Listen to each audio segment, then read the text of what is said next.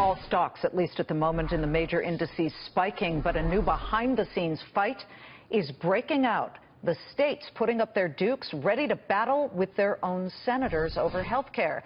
The biggest sticking point right now, when it comes to some Republicans, is the issue of Medicaid. As it stands, 32 states, including D.C., have expanded health coverage to low-income, poorer families through the Medicaid program, whereas 19 states have not. States that have now worry that they'll be stuck with the bill if the Senate reduces support of Medicaid on behalf of the federal government. The battle led by this guy, Republican Ohio Governor John Kasich, who called the GOP health care bill, quote, unacceptable, blasting both sides of the aisle for, quote, acting like a bunch of fifth graders. But as governors and senators continue to either work with each other or in some cases butt heads, President Trump trying to rally Republican senators who remain on the fence. Our next guest was there in the room with President Trump during the first such meeting with the president, former South Dakota Governor Senator Mike Rounds, Republican now, of course, in the Senate. It's great to see you, Senator. Thanks for getting in front of the camera. First of all, I need to get to the breaking news about the deadline. It appears that Mitch McConnell would very much like to rework the bill as quickly as possible to at least get it to the CBO after a vote this Friday. Can you make the deadline? Good question. Good goal. The idea is to be able to move forward so that we can offer some assurance to insurance carriers that we'll have a continuation of some of the coverages that they need in order to reduce premiums. Our goal in the entire bill is to reduce premiums. We know that in the plan that we've got right now, without any changes to it, it would reduce premiums by 2020 by about 30%. That's the good news. There are items in the bill, though, that have some people concerned. Leadership has suggested that we're going to have a very open process in terms of a major amendment, and then still look at other alternatives as well. Wait, so doesn't is that mean a we yes? can do it between now and Friday. Well, we're going to do our best to get there on Friday, but look, if we make it, great. If we don't, it doesn't mean this thing is going to get stopped. It just means it might take a little bit more time. We had a great meeting today. I was really impressed with the team. Everybody is trying to find a way to get to yes, and I think that's a really positive thing, and I think the president had a lot to do with that yesterday with his message. Well, what happened in the room, if you could at least reveal some of that, and whether you think he may have swayed some of your fellow colleagues on the Republican side of the Senate who quite frankly, in some cases, have a real bone to pick with this bill? Let me summarize just two items. First of all, failure really is not an option, because if we do fail, you're probably looking at Democrats winning in 18. And if that's happening, then you may be looking at a single-payer proposal that we might not be able to stop. Closer to what's on the horizon, Obamacare may bend and then break so much after buckling. Second option, if we don't do anything, then that means that premiums will go up, at least in my home state of South Dakota, 40% in the next year. Our goal is to have something in place so that carriers, state regulators, have the opportunity to respond before January.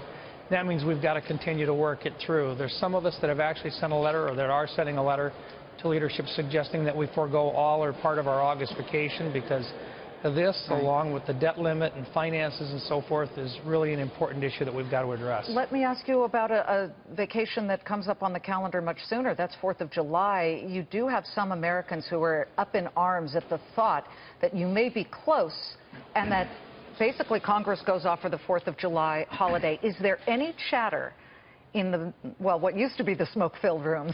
I'm sure nobody's smoking at this point, but any chatter in those backroom dealings that says, if we're this close, we'll stay over the weekend? What we would like to do is get to the point where we could get something to analysis by CBO. One of the reasons why there's not a lot of talk about canceling next week's vacation time or time home in the States is, first of all, some people have got things planned with different groups and different parades and so forth. But the other part is CBO has to have time to rescore and to give us information. It takes at least a week, if not 2 weeks, to get that information. So if we came back, some of those items would not be available for us to respond to anyway. To Medicaid, once again, you and your state opted not to take Medicaid expansion money, but surely you can stand in the shoes of some of your GOP colleagues right now, such as Rob Portman of Ohio, who they're looking at this situation and they're seeing that Medicaid may be scaled back with this plan. 15 million people, at least according to the CBO, would lose coverage over the next decade of it. What would you say to come at least to a compromise or get those senators on your side, whether it's over the opioid epidemic, which now, at least in some cases, the treatment is covered, like Ohio. You know, the list is unbelievable. New Hampshire, Kentucky, New Mexico, #1, West Virginia. So tell me what your plan is to get these guys to the line, and women. We need them to be able to feel comfortable voting for the bill. That means we have to be able to respond to their concerns. In this particular plan, we're talking about $1 trillion out over 10 years. That's approximately 2.5% to 3% of the total part of what's spent GDP-wise. So, number one, it's not as great of a change as what some people would suggest that it is. Number two, we're still talking about how we address specifically the opioid epidemic. There are concerns there that are valid. We have to respond. We're going to try to do that, I believe, within the confines of a bill. And then number three, I think there's an understanding that we have to eventually get back to treating all of the states the same. The transition is really the key. How do you treat those states that did not expand and compare that with those states that did? Allow the states some options, but make it as painless as possible in a transition back to an equal basis. We've got to run, but yeah, I mean, there is that case to be made for now having the states put on their backs what the federal government has shouldered for quite some time. But before we go, it's the old 7 years. You guys had 7 years question. Knowing that the Republicans had a great chance of taking the White House, and Donald Trump did, why weren't you more ready? You know, what's the story behind that?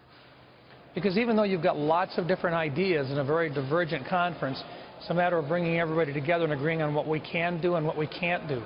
But you've also got to have valid data. In fact, we've discovered that some of the information CBO provided us was already more than a year old, which really took away from some of the opportunity for us to make a valid comparison to the number of uninsureds.